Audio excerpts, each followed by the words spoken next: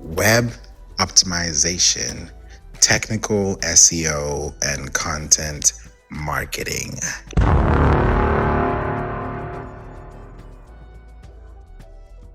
Happy Sunday, and thank you for joining today's conversation, where we're going to dive a little deeper into marketing topics, information, content, and most importantly, your business.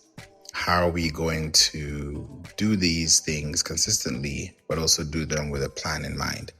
And today I thought about bringing up web optimization and creating content for your business, which starts off with your domain, then your hosting, then your website.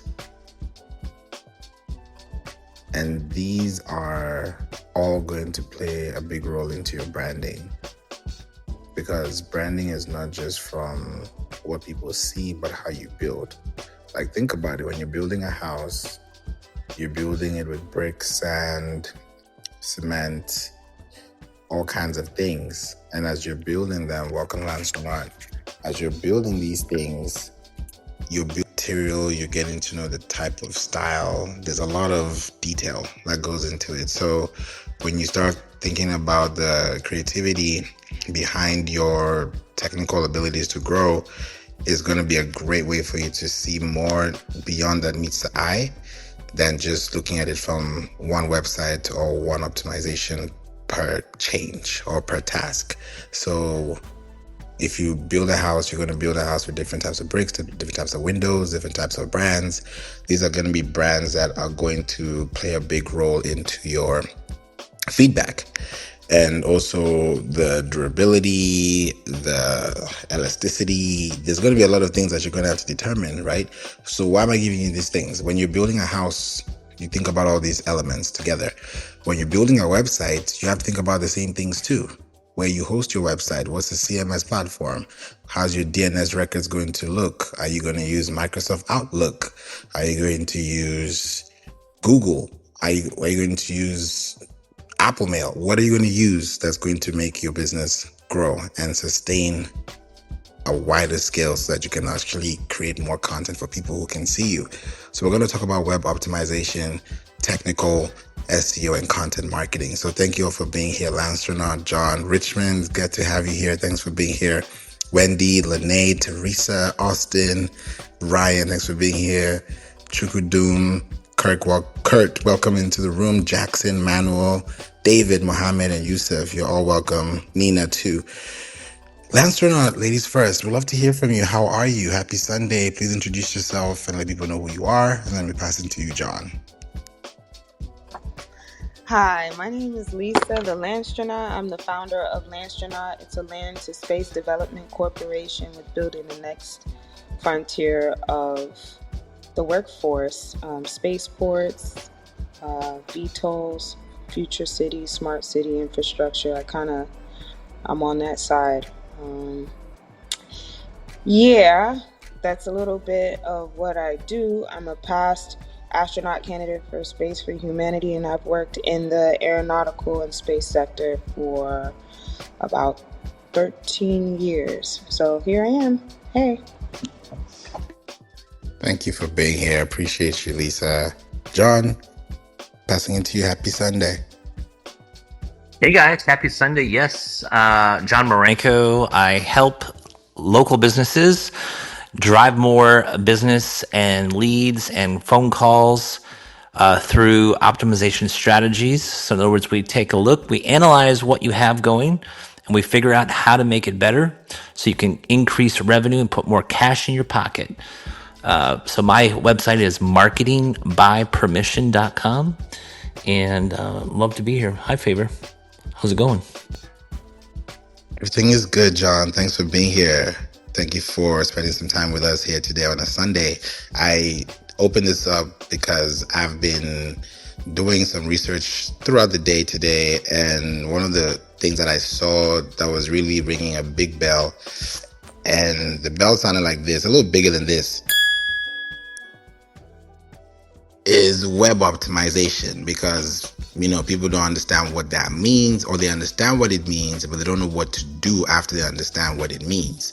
So I was like, this would be the perfect way to bring in two things that should work together, that should make your website become an optimized place and an optimized greenhouse, I can call it that way, for your business online, which is technical and content. So, John, if you look at the topic, what comes to your mind when you think about technical and content for websites and optimization across the search engines?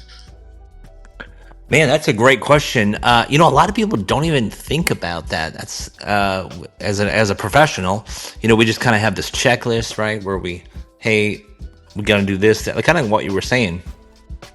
But over the last 20 some years, you got to have the correct hosting, right? So if you don't have a quick host, like you were saying, so if you're going to set up your website, you need to have a host that doesn't go down. And you'd be amazed at all these companies that have hosting that goes down, goes offline, and they don't even know it. So one of the tips, if you're writing some tips down, there are free tools that you can monitor your website. It's called Uptime Robot. You can Google it. Go to Google. There's this new website called Google. That's a joke.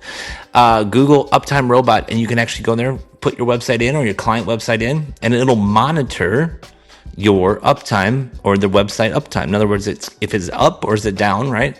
And if it goes down, it'll send you an alert. So it's super cool, right? And so if it goes down, if a website goes down, you probably should move it to a different host, okay? And hire somebody else to run your hosting. So there's cheap hosting out there, and what happens is a lot of people just get this cheap hosting, right? So, and I know you know this, Favour, but it's like, hey, what's the best host out there? Oh, go to GoDaddy or whatever, Bluehost. And they've got literally thousands of websites on these servers, right? And so who knows what's on there? So it's better to go to a higher quality server, so you can pay a little bit more. I personally have my servers I go to. If anybody wants to know where I go, you can message me or whatever. But that's one area. So having good, solid hosting. If you're like really, really in demand, then like AWS. If you ever watch, like I just watched the Bears and the Raiders, go Bears, and you always see those advertisements, AWS. That's Amazon Web Services. Amazon is a backbone for websites, right? So there's a lot of websites on there. Anyways, point is that having a good, strong server is one of the many things to have in your technical setup. I'd say that's probably one of the things that I think about all the time. And once it's set up, then is making sure you have a good CMS, a content management system. Jump in anytime, Favour. I'm not really into a monologue here, but that's how I think about things. What else do I think about? And if you have a local business, what do you have for setup for helping your website? In other words, I know this is a little bit more technical on the, what am I trying to say here? It's more like thinking outside the box than technical, but do you have your YouTube set up so you can drive traffic from YouTube? Do you have news releases? So you're not just relying on a website, you're relying on all the different web services that you can control, not just own. Of course, you never really own anything unless you have your own server in your house or your office. But you still got to buy the domain name from somewhere. So, and then here's a big one. Oh, Favour, you're going to totally agree with me on this one.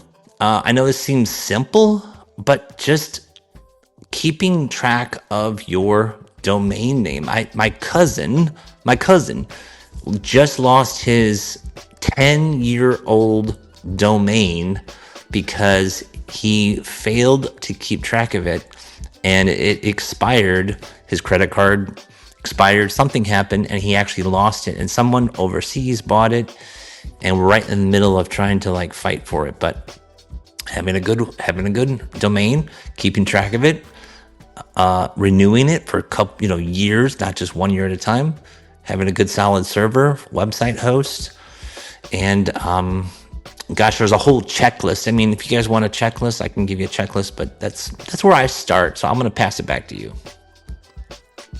John, you've brought a lot of gems and a lot of wisdom, and I don't want anyone to miss out on these things.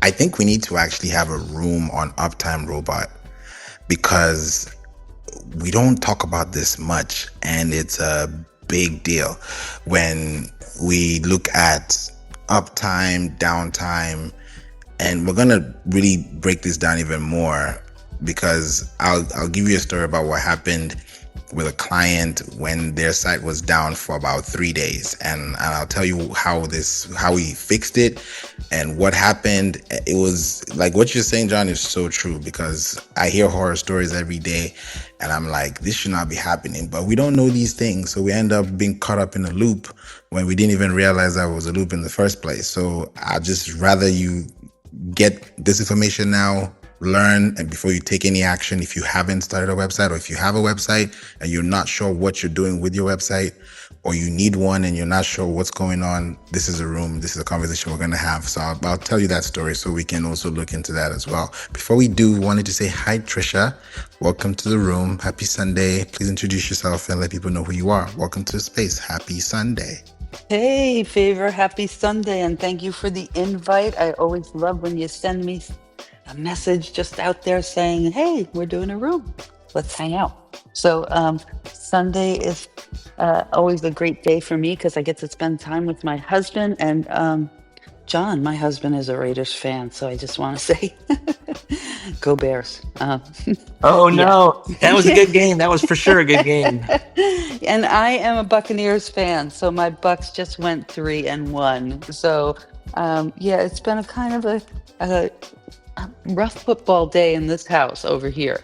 So anyway, yeah, he just said Gino threw for 3 interceptions. So yeah, it's been a rough football week in our house. But anyway, I am Trisha Rue, and I love to help encourage and support women over the age of 45, I would say, get back into the game and start rebuilding and build their confidence around getting out into social media and doing things that they feel like they can't do. I am somebody that had to restart after a long time. I also love to work with people with substance use and mental health disorders. That was my main passion for a very long time. And yeah, Favor, I need always all your help and all your suggestions because sometimes it's very hard to get your name and your brand out there and to stay stable in this game of life. So I listen to all of the amazing things that you teach, and you always seem to bring me in touch with a lot of people that have amazing thoughts and processes. So I just always show up when you give me that message that you're putting that room out there. Love to learn from you. So back over to you, my friend. Thank you, Trisha. I appreciate you. This is a pop-up room that I feel was much needed, at least to address these topics and, share the information. And I love that we are talking about these things because we are constantly evolving, constantly growing. Like everything is changing before our eyes and it's getting better. And at the same time, people are getting more advanced. That's the word, with technology, with information, and with application. So I'm so glad that we're here talking about this. And if you have any questions, please put it in the chat. And Trisha, Trent has a message for you in the chat for when it comes to football. I saw that. Yeah, so it's great. I love that we're able to be here and connect because it's all about understanding and growing. It's not just work, work, work. We have to also balance it out and understand the things that we do, whether it's food, mental health, growth, what we love to do over the weekends. That's why I said, let's do it over the weekend. Let's come here and talk a little bit. So I'm glad that we're here just for a little bit of some time in the evening before you go back, into your day or your evening, wherever you're in the world. And this is one topic I'm so happy that we're breaking down because why I put technical and content together is because these two they're like the two peas in a pod. Because when you have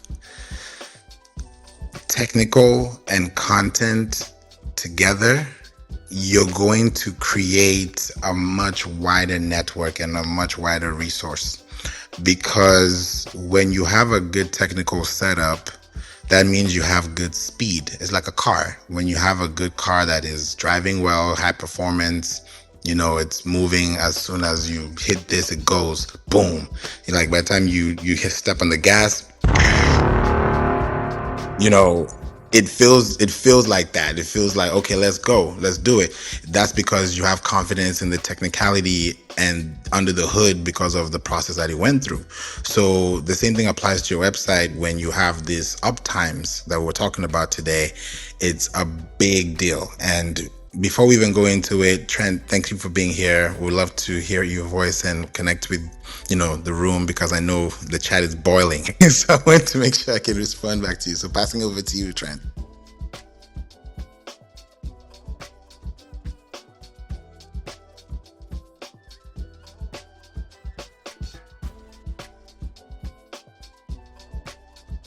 Okay, try it again. There we go.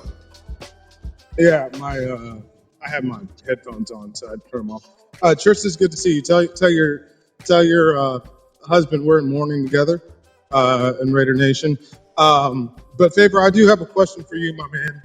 And good to see your room as always. First of all, I always like to mention for everybody listening, as many rooms as there are about why Black women should get married, or why men don't want women of today, I have to congratulate my man Favour for bringing something to Clubhouse that isn't about stupidity and gossip, and about education and about moving forward. So I appreciate you for that, my man.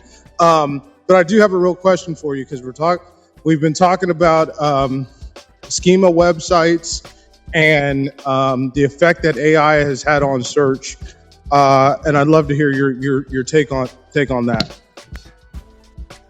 Thank you, Trent. Appreciate that. I really do. And thank you for being here. It's always great to see you, always. When I think about schema and AI mentions and the way it's moving, one of the major things I'm coming to see is there's going to be a thin line between unstructured websites and structured websites. Because when I look at the structure of a website, I look at not just the content that's on the web page, but I also look at the technical setup of the website. So when I now look into the web links that are created for the website, that's going to be a huge role that's going to play into AI when it comes to brand mentions, when it comes to structured information. And when I say structured, I'm looking at it from a page where there's a heading, there's a tag, there's an index formula.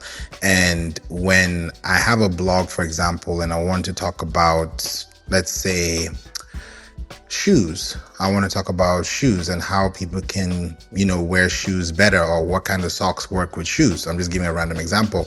And I want to rank on a platform for, comfortable shoes. How will people find my comfortable shoes or comfortable socks? Then what I'd have to do is turn this unstructured information, which is just about socks and shoes, and turn it into structured data where I can actually show people visual elements of how to use it. I can give them examples. I can write statistics. I can do expert quotes, because quotes within a blog that has your name attached to it also builds credibility. Just because when you create content on your website is also having an author page, and that author page is coming from the person who's writing on that web page on the website. So when I look at the content that is being created based on the definition of shoes, running shoes versus jogging shoes, or the top 10 shoes for hiking in the summer, or how well can you clean your shoes after you buy them, or what are the best brands that focus on sustainability for the next 2 years, or these are the different brands that have been working well. These are the different types of things that people will be looking at. So when I look at schema, I look at it from structured data, because even though most people right now are thinking, oh, how do I rank on ChatGPT? How do I show up on Alexa, on Siri? These platforms are great, but no one can get to those platforms unless they've also gone through the search algorithm within Google search, within Bing search, because these are Google bots and Bing bots that are consistently being scanned and tracked all day.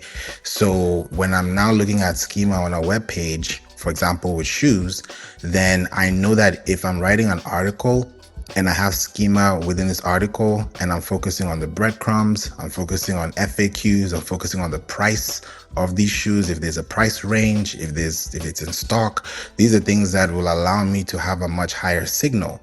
Now, when it comes to AI, right now we don't know the future, only God does.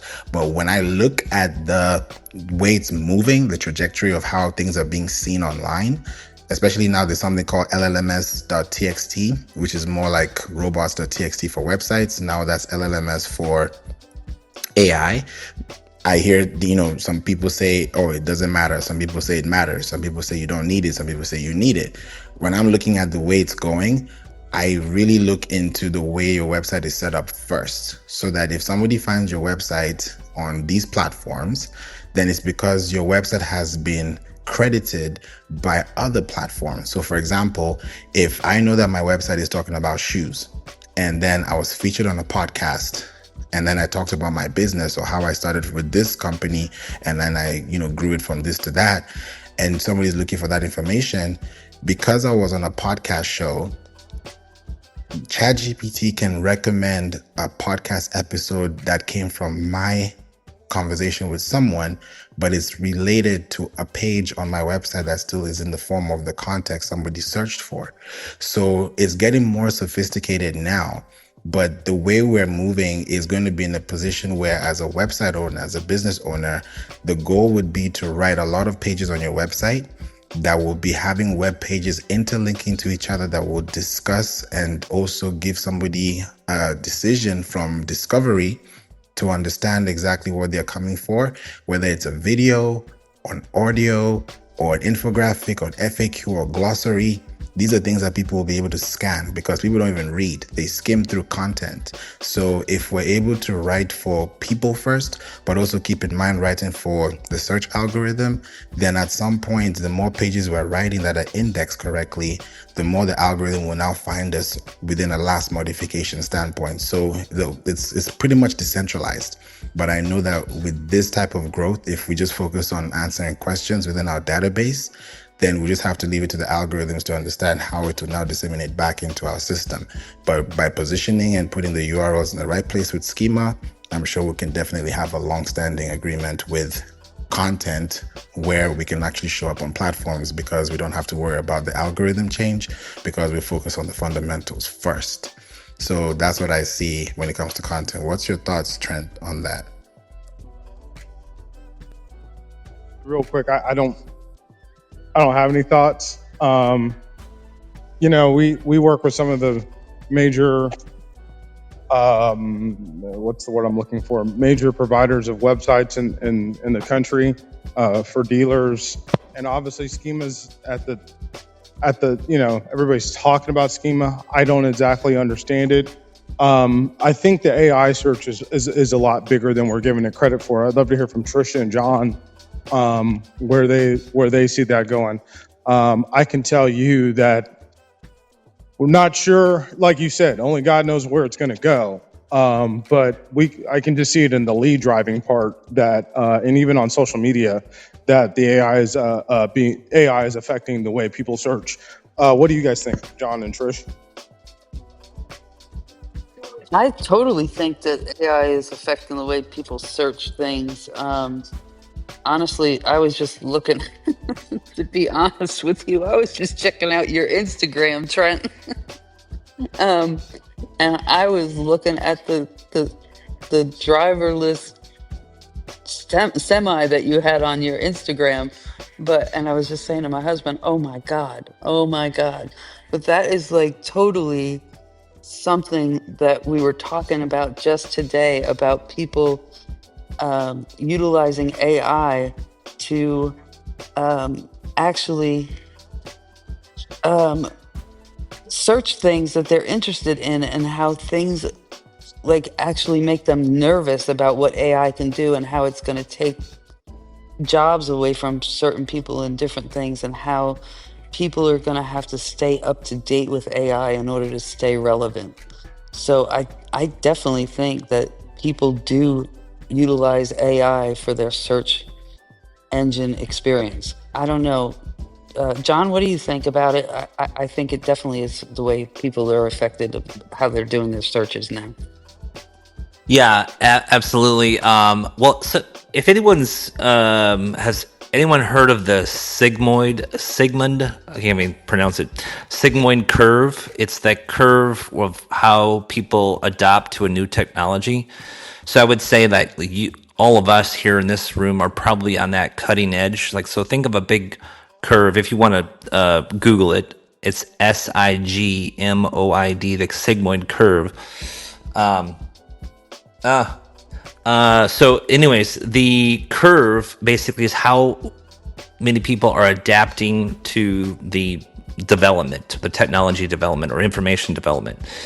So here's the baseline, right? Here's my thoughts on that. Is that we're all human beings are still curious and still learning. So you have the older generation, you have the, say, middle generation, the 20-year-old generation, and then you have the teens and the tweens, right? So you have all this. People are still going to search different methods and different ways. Everyone's in a different area in life. So we still all have questions. We still need to know things. We still need directions. So it's what platform are we searching? And so think of it that way. Like, for instance, and the reason I go through that whole explanation is on my Google Search Console, on my clients, I still have people that they're getting clicks for specific questions. So you have to look at human psychology first. What do people want to know, right? Does it matter if it's Google, or does it matter if it's AI or, chat or Perplexity? Not really, no. So first and foremost, I would say you got to have a strong foundation. We talked about that in the beginning of the room.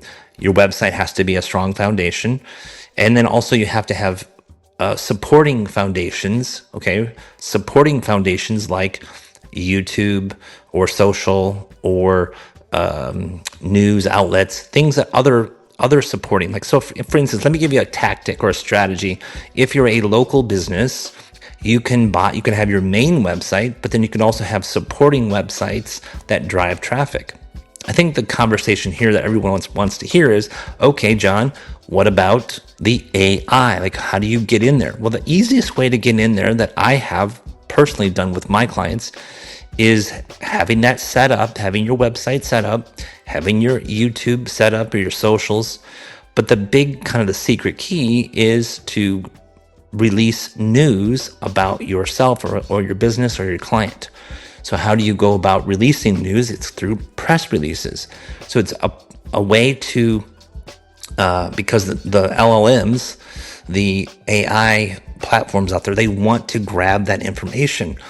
And I think one of the conversations that we were having over the weekend, Favour, is would you rather be known or would you rather be trusted? And a lot of people, I want to be trusted. I want to be trusted. Well, first you got to be known. Like, if I don't know you, I can't trust you, right? So we have to first get the known, or we have to be known, or we have to have our individual website or a product or our offer out there. So that's another thing too, is like, what's your offer? The offer that you are putting out there, is it a good offer, right? And then are people seeing that offer? So if you want the cheat sheet, if you want the kind of like, give me the easy road to go where I need to get, you got to do a press release on your offer or on your business, and that will get you into Google News, which will then, the LLMs will also pick that up. And that's really my take on that is, people are going to be people. They're always going to have questions, informational, transactional, all the different ways that people like to search, right? And then also having your feeding the information in there, your clients, you're feeding their information into. One of the this is a little deep here, but think of it, if you're building day by day. If you're going to build a house, you're going to do like brick by brick, right? You're going to lay the foundation, you're going to go into it, you're going to like do this day by day thing. Well, think of that, doing that for the LLMs, thinking about doing it for Google. You're going to go out there and you're going to build those pages. You're going to submit them to first Google Search Console, which is the easiest way to do it. But then you're also going to announce through press release what your business is. And through that process, then you can become the authority in your local area or in your niche. And then those LLMs are going to start saying, hey, it's Trent. He's the man for this service, or if you really want to get granular, go out and find all the long tail keywords, like the really, really specific keywords that are people looking for, like questions, and go do 100 questions over the next 90 days and put content out for those questions on your website, and then submit those questions. So one question per page, per blog post, one question per blog post for the next 90 or 100 days. And then I'm trying to follow you. Okay, so wait, so I'm in the auto industry. So what question would you put out there? okay, let me do a live example here. This is me searching right now. Okay, let's go to chat. Everyone pull up their website, pull up their chat window, go to new chat. Okay, so what brand are you representing, Trent? Intents and purposes, I'll just say Ford. Okay. All right, so we're going to go to chat. Okay, so you can go to Perplexity, you can go to Gemini, and we're going to say, what are the top, let's just do 20 questions around the Ford. Now, I just happened to be at the Ford dealership the last 3 days, true story, and I was looking at the Bronco. Okay, so what are the top 20 questions around the Ford Bronco? Okay, we're going to hit reply. Now, you can do this with any industry. What are the pain points around X? Okay, what are the top 10 pain points around finding a new car? What are the top 10 pain points around going to dealerships? What are the benefits? Here's a really good one I'll give everybody. What is the benefit of the benefit? Okay, so you're actually going to go into Google or Chat or Perplexity. You're going to start building. Remember the foundation, brick by brick. You're going to go into it and you're going to start building I particularly love Chat GPT because you can build projects. You can go into Notebook LM. You can build projects in there. And you can take all this information and kind of boil it down. Anyways, let's go back to the top 20 questions around the Ford Bronco. Okay, so it just came in here. It says which Ford Bronco is the largest among 2-door, 4-door Bronco. So it gave me a bunch of questions around that specific. Now I can take all those questions around that specific vehicle. Okay, I can take all those questions and I can create videos. I can create a podcast. I can create blog posts. I can create it. And guess what? I don't have to be super knowledgeable on all that because I can create a prompt for the AI to actually go do that for me. So Favour, I was actually doing this earlier. I'm creating a make formula to build out 30 or whatever many blog posts, 30 blog posts, and posting them and going through the process of making it very, very unique, human friendly, all that kind of stuff. But okay, so Trent, what you want to do here, I don't know your exact role, but you just go through each one of these questions, and either you can get on camera if you want to be the person, or if you don't want to be on camera, you can just start creating content for all these questions. You're going to post it on your website, or if you can't do that, you can do it a different way, but some way of getting out there and answering questions and being the authority on that specific topic, right? So that's a great way to do it, because again, going back to human psychology, why do people go to search, right? Why do people go to search? Now, we are going to search for a different reason, but your average person on the road to finding a new vehicle, what do they start with? They start with Google, they start with Bing, they start with the more advanced people are probably going to start with Chat or Perplexity. So how do you position your brand in those platforms? Well, then you have to go back, you have to work backwards, right? And so you have to say, okay, what platform do I have? Is it just a local dealership? Or is it like a road and track kind of thing where you have this company out here doing reviews? Or, where are you at? I don't know that, but that's where you have to, when I say you, I mean each person listening, where are you at and what does the end result?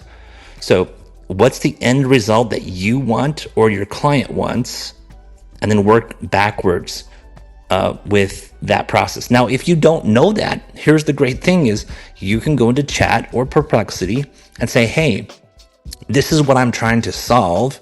Help me be the strategist to solve this, and give me a strategy to engineer from the end result. Because here's the thing, guys. We talked about this over the weekend. Nobody wants to hire an SEO. Nobody wants to hire a web developer. Nobody wants to hire a X or person. What they want to, when they hire someone, they want the end result, right? So when we're looking for cars, when we're looking for vehicles, what's the end result that we want?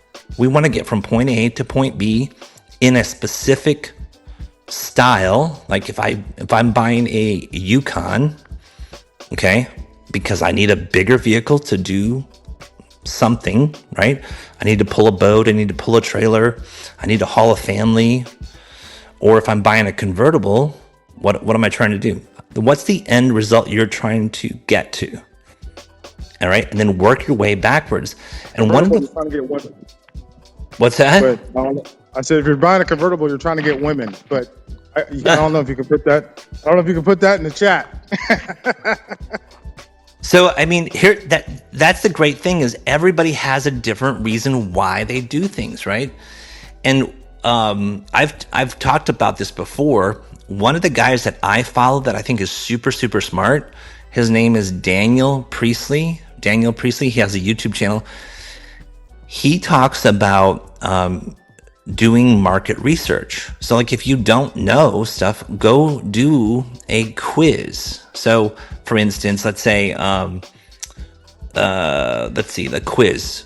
What kind of car person are you? Like I always ask, are you a car guy or are you not a car guy, right? So if it's a car guy, then I know that they're really into cars, obviously, right? If they're not really into cars, I'm like, hey, what are you into, right? What's your go-to?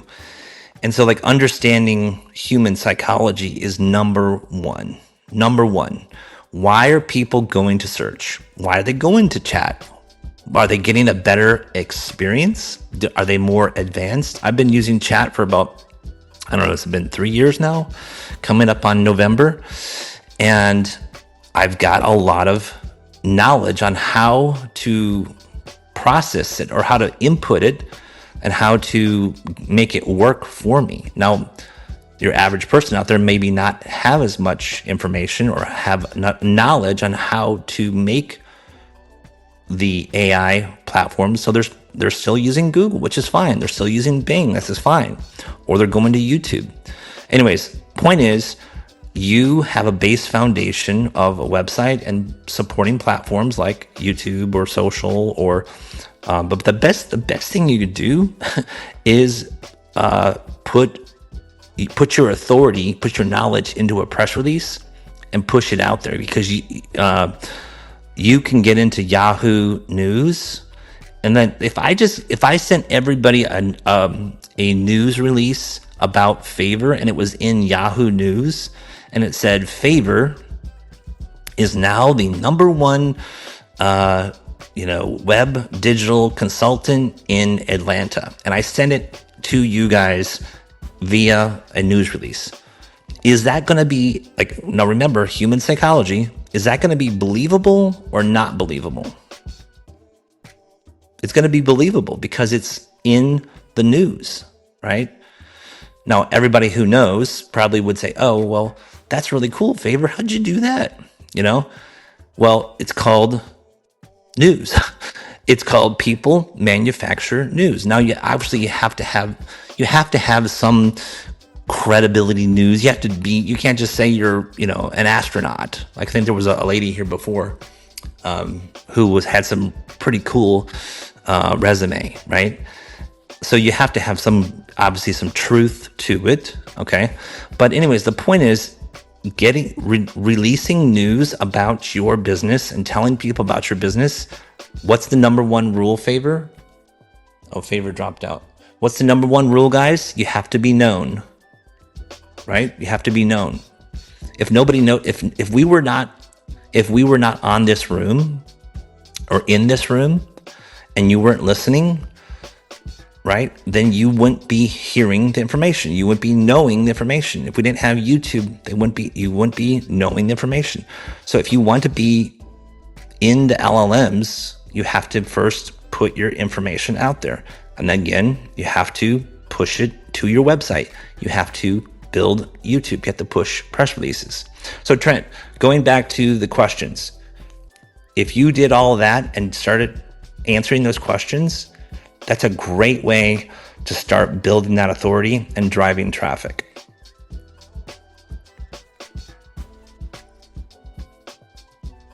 Thanks for the answer, John and Trish. I mean, I actually think, John, I'll give you a lot of props.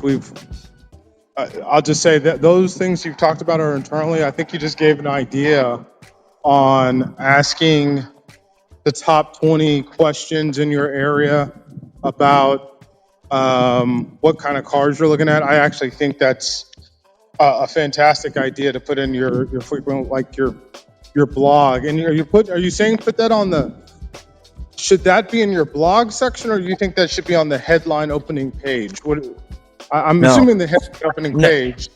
Go ahead. No. Your homepage is going to be your most largest, general about your dealership or about whatever you're doing, right? Your homepage is your homepage. So the dealers often bury their blog page on. It's on the About Us. It's on the third tier. The crawler never gets there. No. You have to have the crawler there, right? So like the front page has to link to a page about it. But you can also, let's just say we had these 20 questions and we put them every question. So typically, okay, so let me just go against the grain of what we've learned over the last so many years. Usually an FAQ page is one question, one answer, one question, one answer, one question, one answer. I'm referring to you guys, like if you guys want to test this out for the next 30 days, here's a challenge, okay? Here's a challenge for you. Take 10, 20, 30, 40, 50 questions.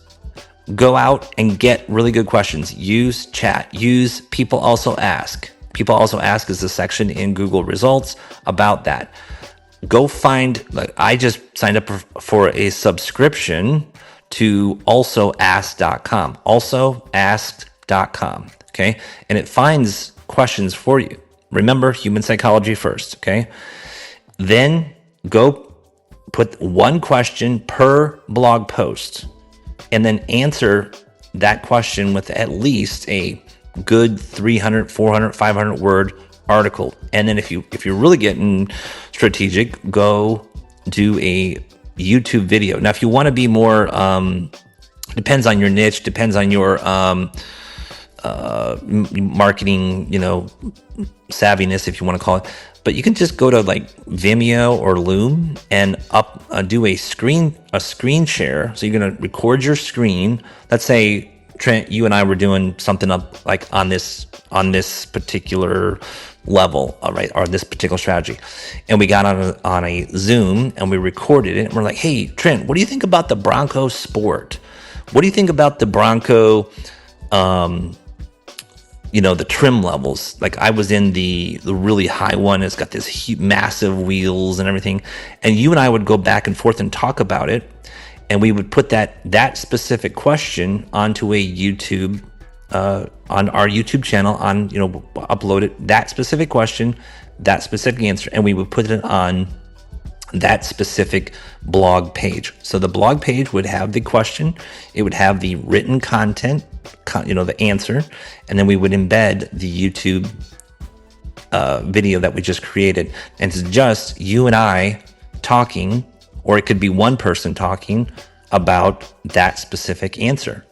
Hey guys, a lot of people ask me about the Ford Bronco, and I'm just going to talk about that. And then you can have some stats on the screen. You can have the picture of the Bronco. You could compare. Like, there are so many different variations of the Bronco, right? It's kind of crazy. Like, Ford has come out with a really cool vehicle, but when I stepped out of my truck and started looking at the Bronco, I was like, oh my gosh, there's like this and that and this and this and that.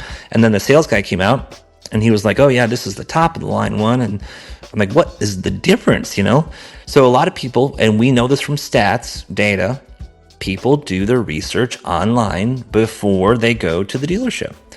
So that's what I'm saying is, whatever industry you're in, people do research on Google, on Bing, on LLMs. So you be the person, the expert that they go to. And of course, obviously, you want to have a call to action.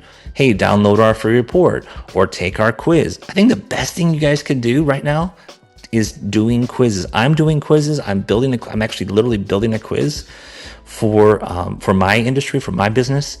Doing quizzes can really, really help drive leads. And then you get information you wouldn't normally get because they're obviously entering the answer to their question. So anyways, I'm going to pass it back to Favour or Trent. Go ahead and ask another question if you'd like. I'm just soaking it in, really soaking it in. Thank you, John. Rattel, wanting to come to you real quickly. You came up and we saw you in the chat. Yes, we do not, solicit and just, say you want services, because you wouldn't, like, we just talked about it just now. No, like, and trust. So just wanted to make sure we can have that, clarified. But wanted to welcome you, Rattel. Thank you for the room and thank you for being here. How are you? Yeah, I'm fine. Sorry for that. John, I quickly have a question for John, where you were saying something about doing SEO, ranking your website in Google and the likes. Over the years, I've been an expert working on various websites for clients. I've encountered few things which I would like to ask question about, and I would like him to also shed more light to. Possibly, maybe I'm not getting something right somewhere. I do build two websites. So I built few websites lately whereby my client didn't do any SEO, and she only did TikTok shop which she only, I don't know, maybe you know how the TikTok shop of a team works. So set it up and the like. So we engage into one or two promotions and the like. So, and she's getting access directly from TikTok shop without doing SEO. I was not convinced a bit why John was saying without SEO of a website is not going to actually gain more visibilities and the likes. So my question is there anything going on wrong with the website as she hasn't done her SEO yet? Because normally I do tell her that we need to do the SEO of it, and she insisted that so far she's getting a visibility from shop, I think it's okay. So I was now wondering if there is any side effect if she didn't do this. Thank you.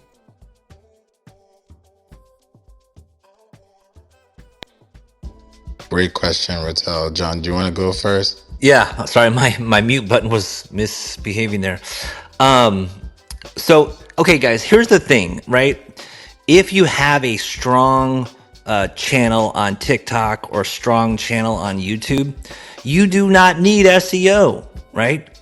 Okay, so there's again human psychology. Let's break it down.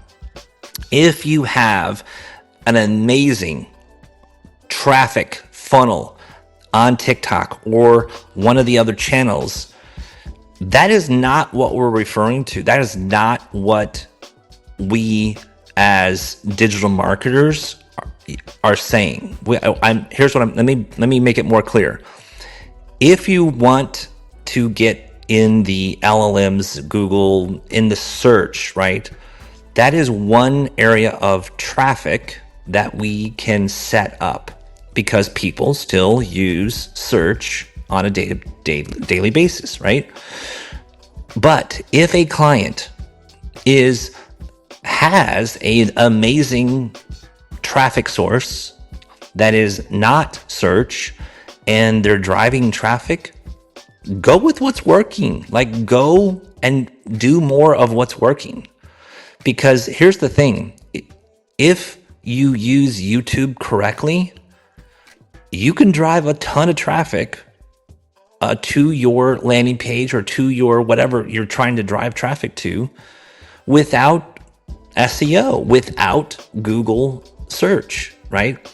So if you want just a good solid foundation, if you want something, yes, have a website, have some landing pages, but it's a different strategy. It's like, okay, let me think about this here. If we in the States, in most of the world, we have like freeways, we have these big highways, right? And we want to get from Chicago to Atlanta. I'm not going to take the side streets. I'm going to jump on the freeway or the tollway, the highway, right? The interstate. That's what we call them over here, the interstate, right? And we're going to go from wherever, point A to point B on the interstate, right? And so is it bad if I have to get off the interstate and go through a side road? No, it's just a different way to go from point A to point B. It's a different traffic model. Like if I have to get on a plane at O'Hare and fly to Atlanta to see Favour or Houston, sorry, wherever you're at now, buddy. If I have to get on a plane, it's just a different method of traffic, different method of travel, right? Travel. And so if you have the ability, if your niche, if your market is more on search, then I would highly recommend getting that broad net set up. Think of it as fishing, right? Are the fish on search or are they on TikTok? What kind of fish? Again, going back to the question, human psychology and what's the end result? Human psychology, what's the end result? If you don't have to build a 100, 200,000 page website, then you don't have to do it, right? If you don't have to do it, you don't have to do it. So hopefully that answered your question. Like, sometimes people come to me, they're like, oh, John, I want to do this and this, and you think I should do SEO? And I'm like, no, you should not do SEO. You should do YouTube. You should do Facebook ads. Sometimes it's faster. It's the interstate, or it's the getting on a plane by doing Facebook ads to get the intended result. So hopefully that answered your question. This is good, John. Yeah. Go up.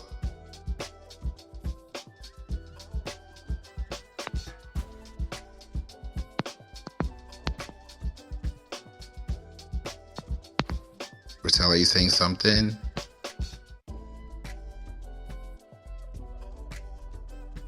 Rotella going once. Are you there? Okay, you're low.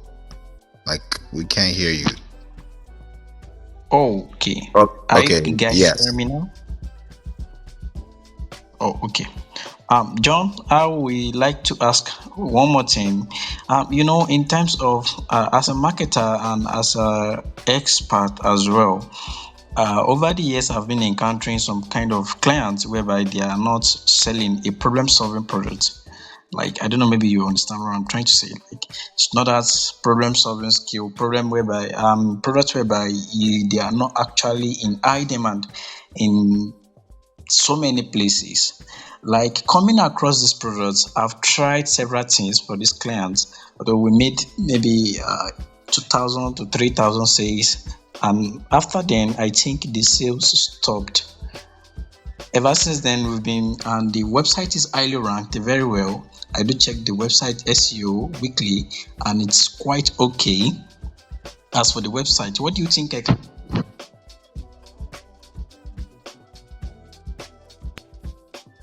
Oh, you went down again. Are you hearing me now? Oh, okay. What do you think I can do for the church website that has been having a lot of visibility before? We'll be making about $3,000-$4,000 before, but all of a sudden the sales went down, and since then it's been very, very tough a bit to rise up again. What do you propose we can do in that aspect? Well, without knowing a lot of details, you'd have to. First of all, and I'm not asking you right now, but if you don't have a good offer, right? So, what's your offer? So, just like reverse engineer, like what did you do that was selling? What was your offer? And then where were you getting the traffic from? So, if you were doing ads, then I would change up the hook, right? How are you getting the people to see what you're offering? What's the hook? What's the opening statement, right? And so that's kind of that. Without knowing all the details, you have to look at what are you selling? What's the price point? What's the offer? What's the hook? Here's a good one right here. This actually relates back to the room, to the subject. Is your website down, right? So a lot of people are like, oh, why am I not getting sales? Well, here's what I've run into.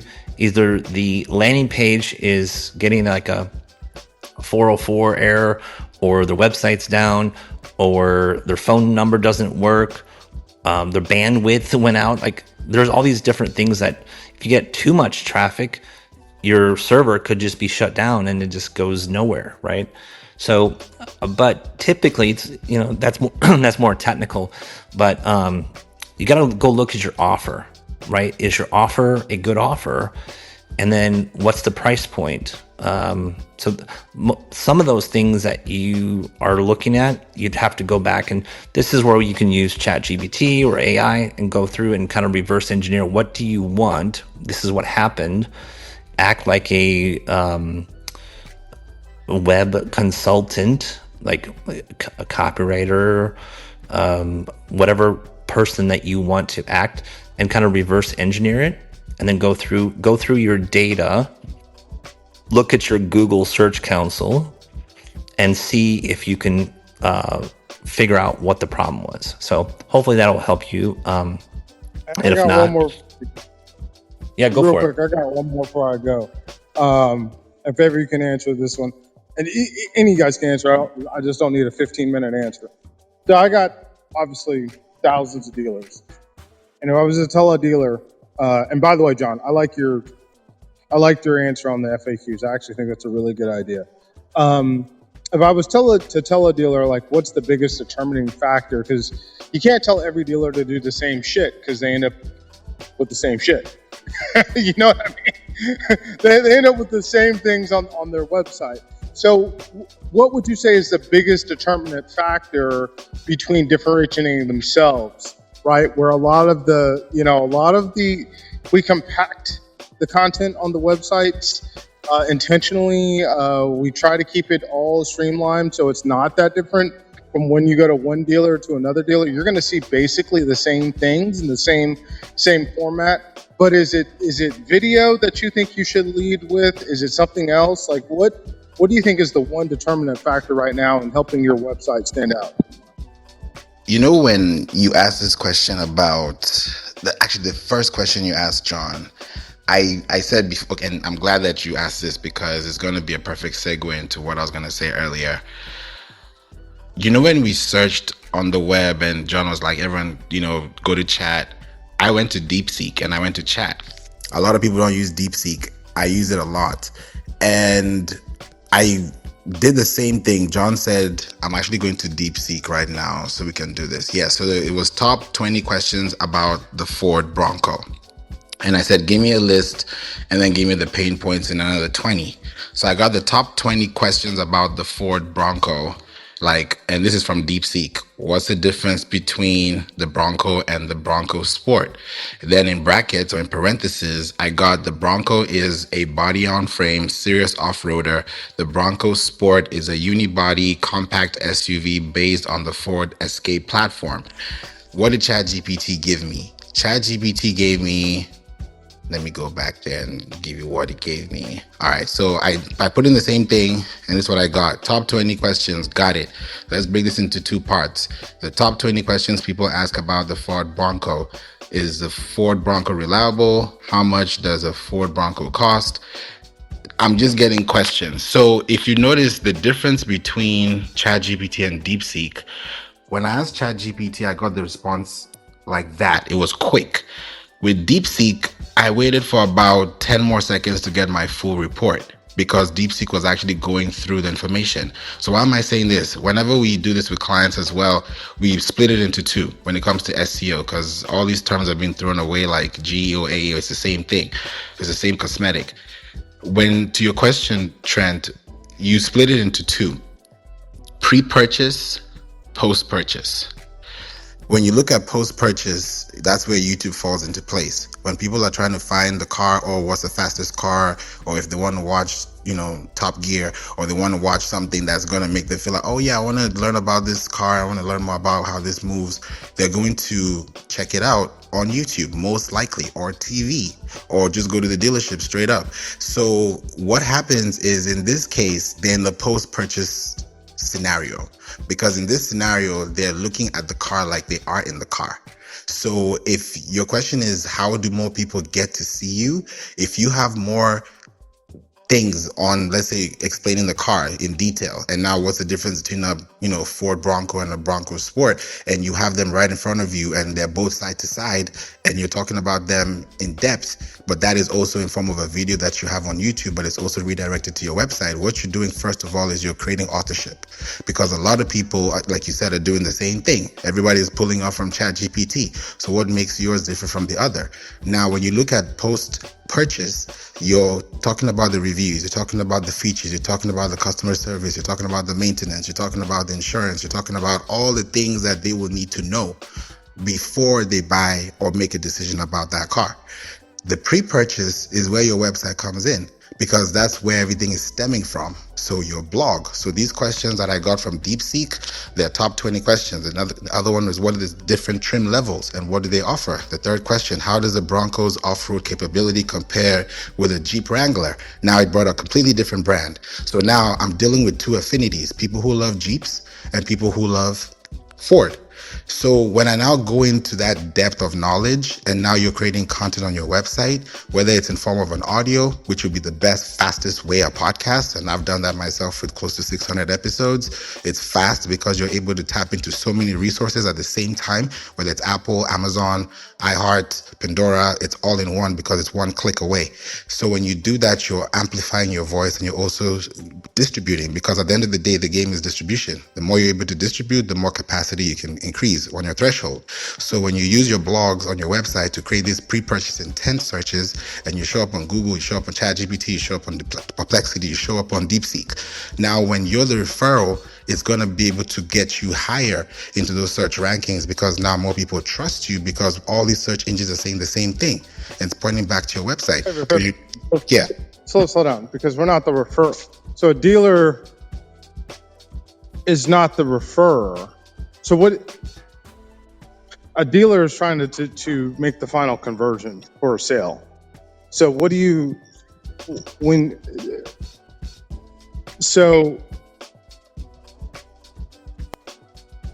I actually get your question, because I know what you're trying to. Yeah, because what you're saying is that yes, we understand we have the cars, everybody's doing the same thing, but what makes the dealer different from the next one or the competitor, next door? Yeah. So where I see that coming in is where it goes back to that same authorship, because on your website, if you have your name and that's the name of, let's say that's the author name. Like, for example, you post on Facebook, you post on Instagram, it's your name there. Now, when you post on your website, it's your name too. So your name now is being indexed into Google because you have a profile link. So now that puts you ahead of the game, because now if you have a blog, yeah, you can talk about all these great products. It's not only Ford that you're selling. There are probably other models, other makes, other amazing cars out there that you have. So on top of that, you're creating content for the consumer. That's one. And then for you as the dealer, you're now the person that is going to show people on your same website the process. Now, this is pre-purchase, onboarding. How do we onboard? How do we have our process? What's the checklist? Before you come and meet us at the office, here are the top things to prepare for. Here are the documents that you need. You're answering those questions that they're already asking you before they even ask you, in form of a blog. So now on your website, you have that information that if anybody asks ChatGPT or asks Google and they're looking for someone locally that they can connect with, let's say a 20-mile radius or even less than that, and they're looking for your information or looking for someone that can provide the service like you can, then you're going to show up because you have a website that, one, has content about cars that they like. Two, you have content about how your process is as a business, because you have blogs and you have content, either whether it's text, audio, or video, that they can go through your website to see, and that's how they can give you a call or find you on Google or have a referral source back to your website. So it's not just about showing up on social media, but also talking about your process. So when people are able to see, you don't have to say everything that you do, but the way you're going to show up based on how people ask questions is important. So for example, you may have a specific way that if you're a dealer and you have, let's say, referrals, or you have vendors, or you have, it could be even external based. You could even put them on your website, because that's also bringing an affinity around your community. So you can go so many ways around it. But the bottom line for your business to grow and scale online is when your name is there, one, as a blog author. It may just be your name, or if you don't want it to be you specifically, you could put it as a business name, and that will be the blog's name, the business name. So either way it goes, you just want to have an authorship of a page that's going to allow people to read more about you, read more about your process, and that way they can connect with you. Because if you look at the blogs of today, or you look at the big websites like today, Wikipedia, Forbes, CNN, name it, all these websites that have really good content, if you really look at their sitemap, they all have blogs, they all have web pages, and they all have content. Whether it's process, whether it's a definition of a word, whether it's an example of a word, they have that there. That's what's going to get them that dealership, that authorship, that page resemblance, and that's going to let them win every single time they show up online. So that's what makes the difference between the two people. Does that help, Trent?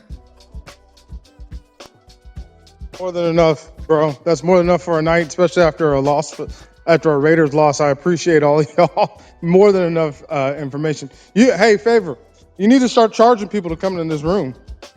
I'm just trying to tell you that, hey, This is free great game, and just all of you in the audience, listen. I'm not trying to talk about myself, but I talk to people around the nation that are paid over $250,000 a year to give, that don't give as good as the information I've just gotten in the last hour from these three folks up here. So just want to tell you all that. Favor, as always, it's good to see you. You guys have a good night. Take care. Thank you, Trent. I appreciate you. Yeah, he's right. There's a lot of information here on Clubhouse, on podcasts, on that we take for granted. And when you see what's going on out there, you're wondering, wow, okay, you get familiar. And then at some point it becomes like, whoa, okay, this is really happening. I mean, I'm seeing it myself. I had a conversation, and I won't talk much about it, but I had a conversation with an AI. And it was a long conversation. And when I think about the way things are moving and things are going, I'm just like, this is different. This is actually a new way of technology that is being embraced, because I love to embrace technology. And I would call myself an early adopter. That's why I joined Clubhouse November 24th, 2020. And I've never looked back since. I've met amazing people like John, like Trisha, like Trent, who just was here, like Tracy, like Mark, Austin. I've known you for a while. Hey, Carol, glad to see you. It's been a while. A lot of people from Clubhouse have, coming back. Peace, Teresa, Wendy, Soma, Michelle, Callie. These are people who are here, and there are many people also out here who are also connected. So when I look at where we are and where we're going, I just, listen to a lot of people, and I'm just paying attention, because you don't know who's listening. You really do not know who's listening. And that's why for me, I'm very careful to take my time and also help people understand these things that we're in. And I don't know when this will stop being free. But one of the things on my podcast I get to hear a lot is that I have barrier-free information. Like, you can set up your whole business listening to this. You wouldn't even need to get on a consultation after listening to this, because this is the same thing I would tell you. But now when I show you in person, or when I show you virtually, that's probably when you're like, oh, okay, I get it. Because now I'm not only just hearing it, I can see it and I can actually apply it. That's what makes it different. So I'm really glad that we're here today to talk about all this information. Manuel, Well, thanks for hold being here. up. Well, Yeah. hold up. All right, guys, listen. Yes, Favor has amazing information, and then obviously I'm pretty knowledgeable myself. But let me just say this: if you do want to go faster, hiring somebody one-on-one is actually as a coach will take you there faster. So I'm gonna promote you, Favor. So if you wanted to hire somebody and you got on with Favor and you paid him money, that is a good thing, because now you have his specific attention, right? If you saying, hey, Favor, I've got this specific problem, right? If someone hires me as a coach, or as a like for 1 hour, 2 hours, or as a I take them as a client, I can then specifically go into their data. I can specifically go into their analytics, their Google Search Console, and it's not just a random clubhouse. You are actually focusing. Remember when you were a kid and you went outside with a little magnifying glass? And if you ever didn't do this, you should try it. Take a magnifying glass, get the sun in there, and put it to somewhere on the grass, and it will magnify the sun, and it'll start a flame, or it'll get hot. Okay, that's what I'm talking about. If you want to accelerate your business, hire a coach. Hire somebody that knows more, can take you faster. I mean, even Michael Jordan had a coach. We just watched the Bears. There's a lot of talented, the Bears and the Raiders. We just watched the NFL. Guess who they have? They have a coach. They have a offensive coach. They have a defensive coach, right? So, yes, hiring and paying money is something you can do to make your business go faster. Thank you, John. Yes, it's just better. And I've seen this time and time again, and I'm grateful that I'm seeing it at a large scale, because a lot of people don't know these things, and people are listening. People are really paying attention and they're applying it. I had a call with someone who booked a session, discovery call, and I can't wait to work with her. Amazing person. And she's 70 years old and she's in LA, and she listened to my podcast because she needs help with her Pinterest account for business. And she does an amazing work. And I asked her, I was like, how did you find me? And she said, it was through your podcast. I was looking for this and I found this. And I'm like, this is beautiful to hear, because sometimes we don't know things are working until it works. But if it's never worked for you, you'll never know if it is working. So So let's break that down. So you did what we were talking about. In other words, putting out content on podcast, YouTube, on your website. Somebody had a problem. Now, I'm being a little bit, obvious here, Mr. Obvious. But if you guys are doing this for yourself or your clients, then you're going to get found and you're going to get hired, right? So what we're saying here is and guys, I'm telling you, this stuff works. I've got data. If you scheduled a call with me this week and I could get on a Zoom with you, I could show you data from Google that this works. Now, if you have a YouTube channel with a lot of traffic, or TikTok or whatever, cool, that's awesome, that's great. But I'm saying people have problems. If you want to be hired, go do what we're saying. Favour did that. Okay, again, Mr. Obvious here. And someone is going to hire him. So being known is your first step. And a lot of times I think here's just like, go in the chat and give me a 1 if you agree and 2 if you don't agree. I would like to know this. In Favour, I think this is good. Thank you, Jonathan. We're on different levels of being known, right? So like everybody knows, let's say Tom Cruise, right? But what did he do? He had to start. He had to really work his craft. He had to get into a movie, and then he had to work. Or if you don't like Tom Cruise, just think of any actor that you like, right? So getting out there and being known, so people can. Let's just randomly say, like, Trent has he helps people with getting a car, right? So helping people with their problem the problem that you solve, go put content out about how you solve it.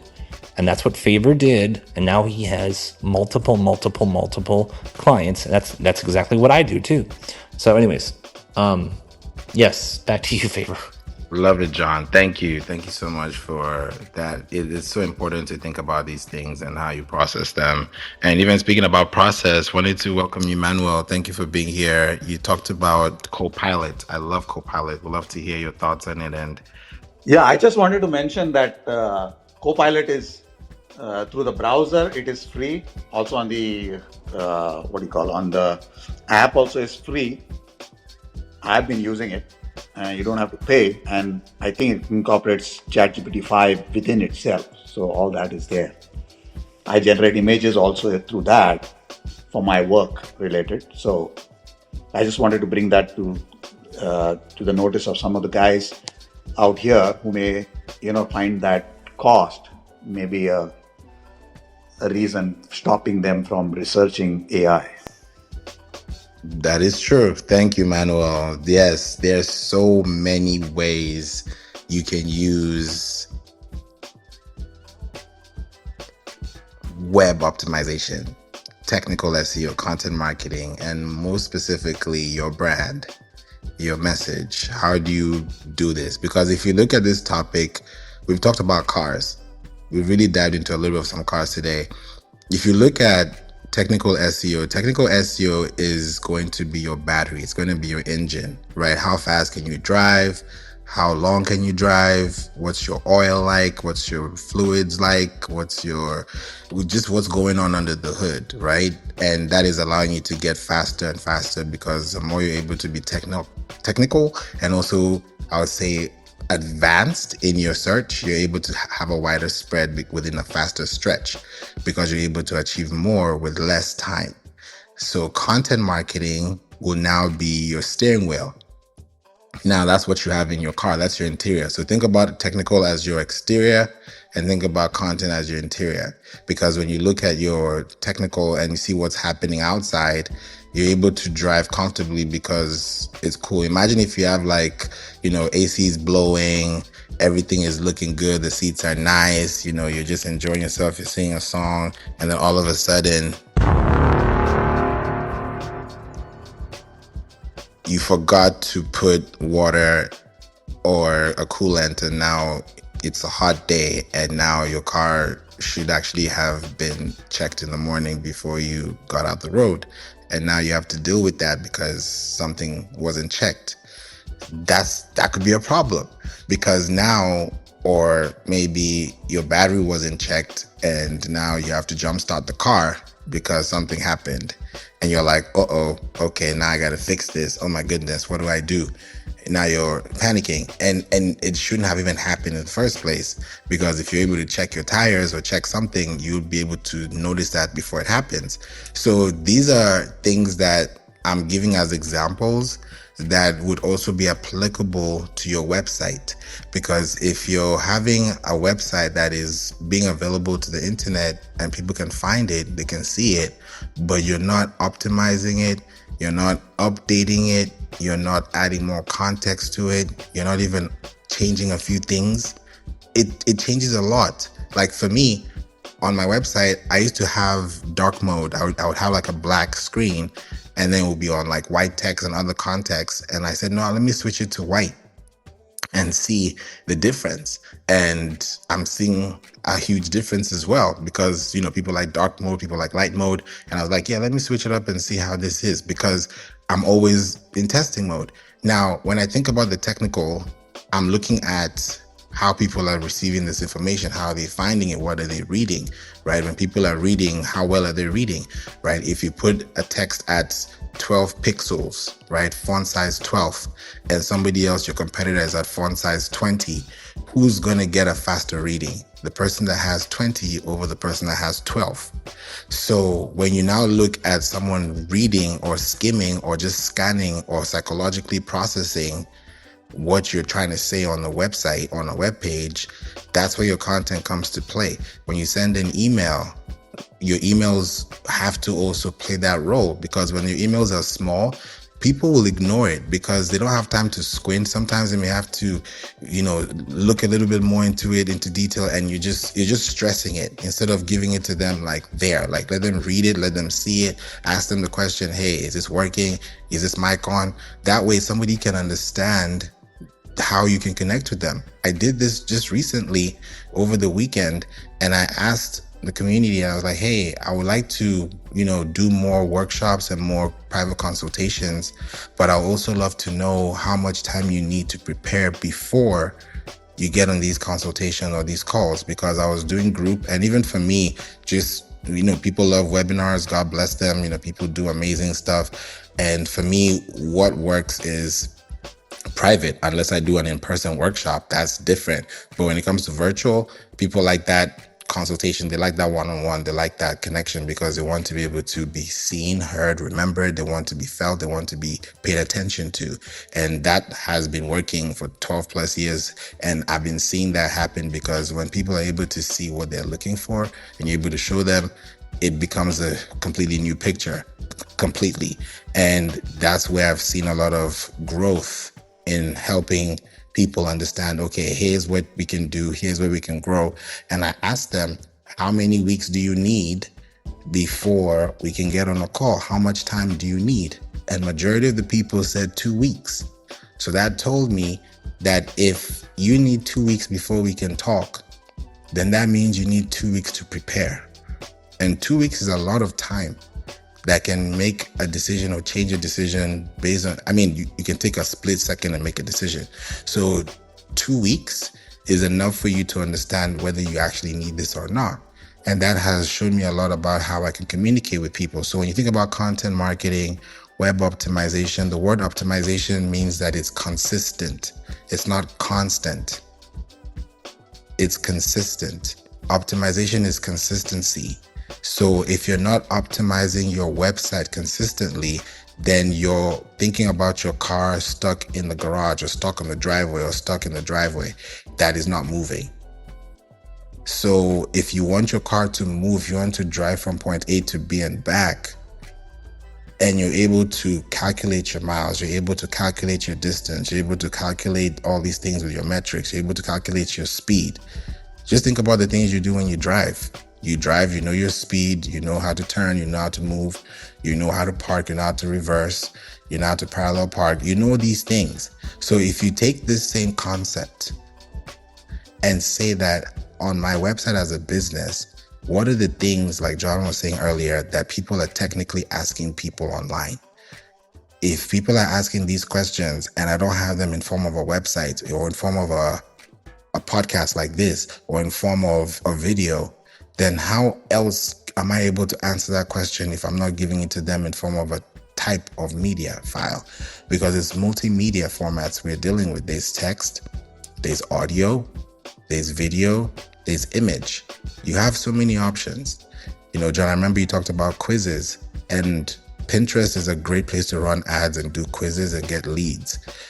Because I was actually watching Pinterest Presents last week, and the Pinterest staff were amazing. Like the Pinterest team, the executive team, they're amazing.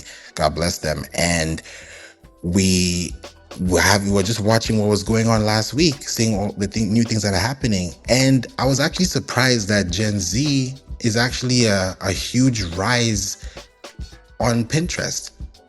Huge rise with Gen Zs on Pinterest. That's saying a lot, because think about TikTok when everyone was saying, yeah, Gen Zs are on TikTok. And now it's increasing because people are using Pinterest not just to search, but they're using that to have an experience, a life experience. John, what are your thoughts on this? And I don't know if you've thought about Pinterest. You're the expert on Pinterest. I I like Pinterest. I think you are the man. And seriously, guys, if you guys want to accelerate, I'm gonna say this seriously, okay? If you want to accelerate, just go hire Favour. Literally, go pay him money, accelerate. That's my thoughts. I do not have as much experience on Pinterest, so I'm just gonna tell you brutally, honestly. If you don't have experience, I cannot fully say, I can't BS you. I'm not going to do that, right? So if you guys have, if you guys want experience, hire someone or just go do it. Get experience by doing it. I want experience by building automations. So I'm going to go do I built out a Make automation. So I'm going to learn it. But if you want to go faster, you got to hire someone. Okay, hire someone, pay money. If you can't hire, if you don't have the cash flow to do it, go watch a bunch of YouTube videos and try it and get some experience. That's my takeaway from tonight. Gosh,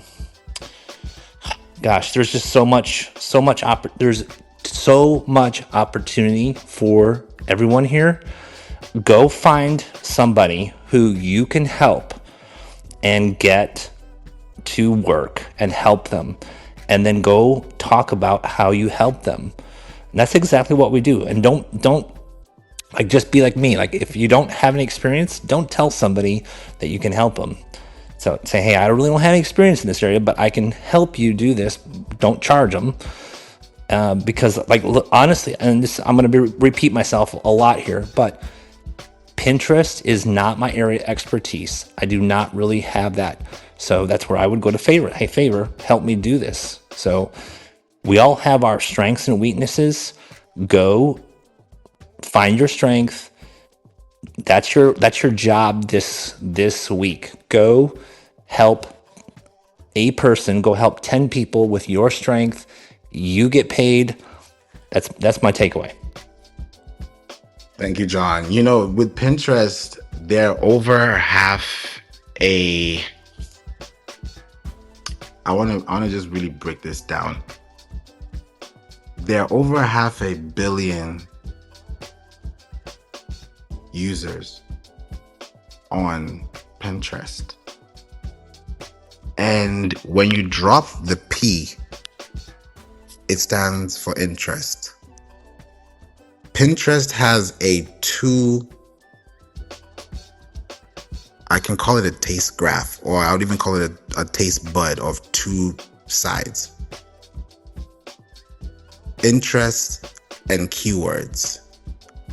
And when you look at Pinterest and we're talking about content marketing too, and using Pinterest as a powerhouse, it's a great business deal for you because you get 100% credit for anything you put in your Pinterest business account. And why is this great for technical SEO too and web optimization? Because when you think about the web, what platforms on the web do you see mostly? You see Google, you see YouTube, you see Reddit now, you see Pinterest. And Pinterest is technically Google Images. So if you're creating web optimization, then what is the web you're optimizing? I'm optimizing the web for images. I'm optimizing the web for videos. I'm optimizing the web for text. So when you're using Pinterest, it's a great gain. I was talking to two people that work at Pinterest over the last week, and because we help businesses, we're running over 20 accounts, and in total, and it's not just Pinterest. When I look at the full digital marketing, and it's very exciting to see how everybody's just growing in their own lane, in their own business, in their own industry. And when I look at Pinterest and I see how Pinterest is really creating this dominance effect for people, it's showing that you can actually be on a platform and contribute to your community without having to be loud, if that makes sense. Because Pinterest is a place where it's very quiet. In other words, people go there to plan. When you plan in silence, right? You plan because you have to think, you have to process. So when you're using Pinterest, you're thinking, you're planning, you're like, this will work with this. Oh, okay, I like this idea. Thank you, Tracy. Appreciate you for being here. And I can't wait to, reconnect. So thanks for joining today. When you use this platform to become very connected with your community, it's a great way to build authenticity because it's quiet. So when you're on Pinterest, you can claim your Pinterest account to your Shopify. If you have a catalog, you can connect your Pinterest account to Instagram, and then all your posts from Instagram are ingested into your Pinterest. 60% of people on Pinterest are on Instagram because Pinterest is just like Instagram. It's just that Pinterest allows you to click, it allows you to save boards compared to Instagram where you can just save it, and you can save it to a board, but it's really called a collection. And the major difference between Pinterest and Instagram is this. This is the one thing that I love that just changes everything for me. On Instagram, when you have 1,000 saves, you only see 1,000 saves. That's because you're on a second-party data acquisition platform. You can only maintain, or I would say control, the platform. You can't really own it. You don't own the platform. Neither do you own Pinterest. But the major determining factor between these two is that on Instagram, when you have 1,000 saves, you can only see 1,000 saves. That's all you see. You don't know what they named their collection, or what they named their board, or what they called that space that they saved it to, right? Because when you're saving a post on Instagram, when you hit that save button, it's going to ask you, where do you want to save it? Do you want to add a collection, or do you want to save it to the same saved section? So that's a save because someone wants to go back to those saved posts. Same thing with TikTok. When you save something, you save it into your private feed, right? Because you want to go back to what you've watched before. Now, when you look at Instagram, when you look at TikTok, these platforms, when you click save, you only see 1,000 saves, 5,000 saves, 2 million saves. Oh yeah, we have 2 million saves. Great. But you don't know what they call those saves because it's private to Instagram and it's not public to you. On the flip side of this, and on top of that, before I even go to Pinterest, on Instagram, you can't click on that image. So even though I have 1,000 saves on this one Instagram post, I can never click on this and will never take me anywhere apart from within the platform. Unless I click on the person's bio and click on their link in the bio, then I can leave Instagram.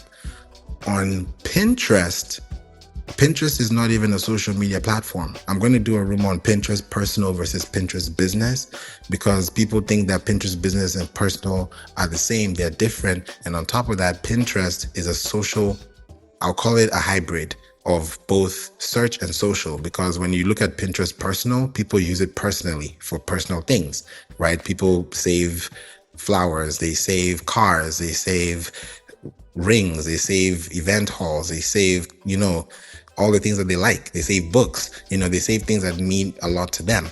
When you look at Pinterest, one, you can click on a Pinterest image, it will take you to a destination link. That's a win because now you're able to get a link off, or I can even call it a backlink, a soft backlink off Pinterest. On top of that, if my pin on Pinterest has 1,000 saves, I can go into those 1,000 saved boards, and those 1,000 saved boards, right, are going to be public, meaning that I can read each and every one of those 1,000 boards and see what they named it. So let's say John named it as entrepreneurship, and then Trisha did it as leadership, and then Lisa did it as mentorship, and then Manuel did it as food, right?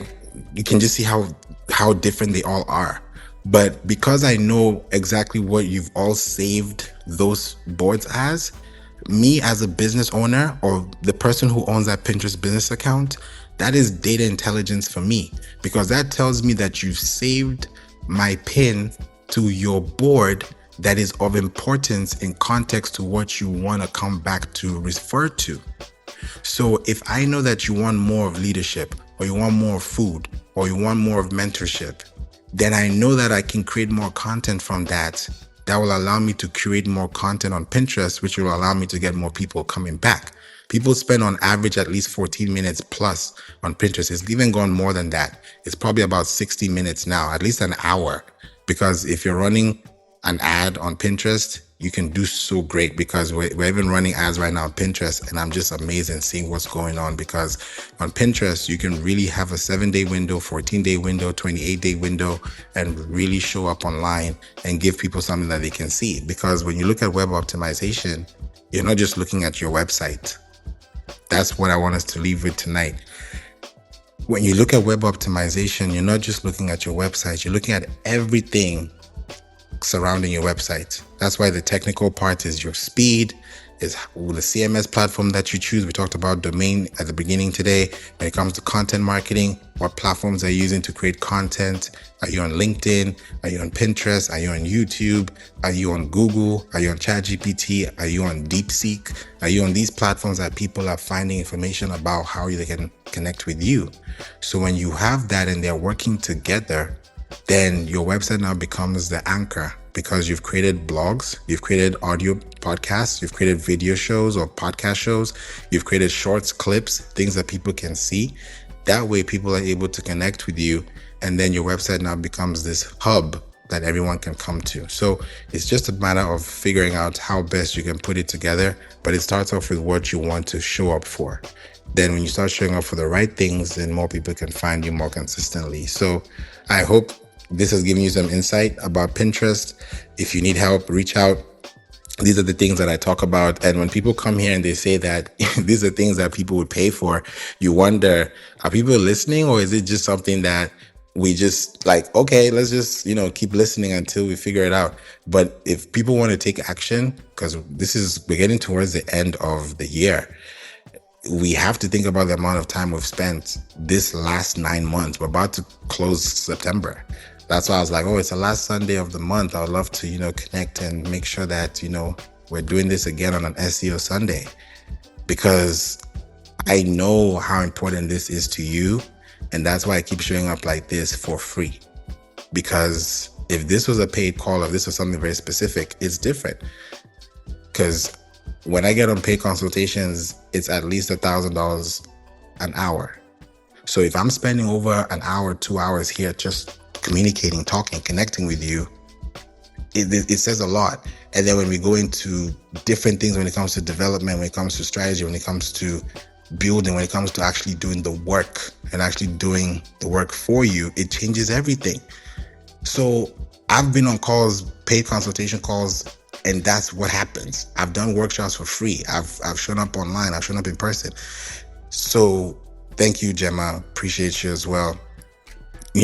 There's so much. So when I'm giving you guys this information and I'm just loving on you guys, thank you so much. And just sharing this information with you, it's because I want you guys to grow. I want you guys to know these things. I mean, what benefit is it just to keep it to myself? I mean, there's no benefit at all. That's why when you have something good to say, you say it to somebody. And that's what I want to tell you, because I have something good to show you. So when you hear these things and I'm giving this information and you're listening to them on a show, on a podcast, on a screen, wherever you're listening to this, I'm giving you this information because I know one day it's going to come back. It's going to resonate. It's going to click. It's just going to be like, okay, now it makes sense. All right, maybe I get it now. But until then, I'll keep doing this consistently. And that's why I keep coming back, because I don't think it's ever going to stop. And if I ever stop doing this, then what's the benefit? I mean, we're doing this not just for us, for our families. It's we're doing for people we love, we care about. So this is not just about me. It's about us. It's about we. It's about what can we do for other people. So really, really thank you so much for all the love and the care, and just being here too. Someone says great re-education on Pinterest. It has changed from yesteryear. Yes, it definitely has. One of the things that they actually talked about in Pinterest Presents last week is that the Pinterest Trends tool is more enhanced now, which is very exciting, because think about Google Trends and Pinterest Trends and see what's trending and where people are connecting, to the point where, imagine if you do content marketing and you use Pinterest for color, just for color. It sounds basic, but this thing is going to change everything. If you change one color to the other, you know how much conversion you can get? You know how much conversion lift you can get from changing it from one color to the other? So Pinterest has a way that with colors, even with hex codes, you can change that. If you know that, I remember this was early this year. I remember when I was doing some search on Pinterest before it became Valentine's in February, a lot of women were painting their nails blue. This was like around December, January time. And I was seeing that on Pinterest. And ask me why I was doing this, because I was doing research with a company that was in beauty.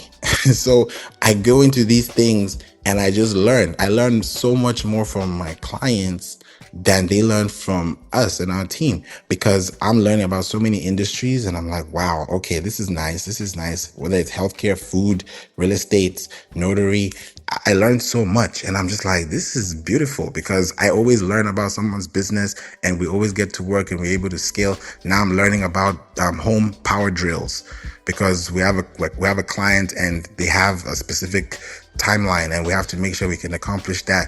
And we're talking about, tens of thousands of dollars. So when I'm looking at these things, I'm just like, hey, we have to be serious. We have to be on time and we have to be active, because time is just passing and we're just like, okay, let it keep going. No, we can't do that, because if we know about these things now and we say, okay, one day it's going to click and we can just optimize our websites and say, okay, let me spend an hour a day and just put my website, or let me pay someone to do this for me, or let me find out how much I need to actually do before I even invest in anything. That way you're at least moving a step further. You're moving a step closer, further away from the problem and closer away to the solution. But it's really dependent on how you want to take it, because the ball is in your court. You can shoot the hoops, you can shoot the 3-pointers. It's up to you. By the end of the day, it's your business. We're just here to help each other, but at the same time, we want to make sure we can educate each other and help each other grow as well. Lance Renaud, welcome back. Hey, John. I want to just do a quick shout out to Carol, super smart SEO in the crowd there. Hey, Carol. Hey, Carol. Carol is amazing. I don't know why she's peeking in the audience. Come up, Carol, if you're available.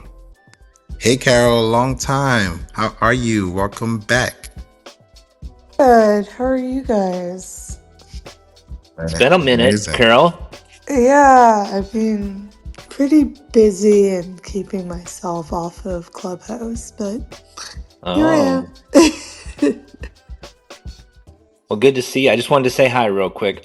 I'm gonna have to call it a night myself, but good to chat with you guys. And Favor, thank you. And I think I'm gonna take off. Have a good night. Thank you, John. Yeah, guys, I think we've drilled this topic home. We've actually done a home run on this topic. So we've made it happen, and I'm glad that we've been able to cover this from the beginning to the end. So yes, there's a lot of things that have to be played into this, and it keeps getting more and more complex, but it should get easier if you're able to understand how this thing works. So if you haven't listened to this, please listen to replay, connect back, and ask questions. We're going to be doing a lot of rooms here, and they're over, I think, plus 200 plus rooms in this place in the marketing club. So if you're just here for the first time, please listen in and, let's talk, let's have a conversation. And for those who are also listening to me here, I'll also be in Breakfast with Champions tomorrow morning at 7 a.m. I'm always there every Monday, 7 to 7:30 a.m. Central Standard Time, and definitely giving you some information, about different things. And it's always your choice because I always have something new to share. So that's why I'm always here also connecting with you, because these are the places that I know that you can listen, you can learn, you can live, you can earn, you can understand some things, and you're like, whoa, okay, now I can do better with this information. So yes, there's a lot of things that we can do. And that's why I share all this free time with you. Sometimes it's like, why am I spending all this time? But I know it's going to come back in one way or the other, because I know people are needing this information. They're going to connect, it will click, and one day it will just make sense.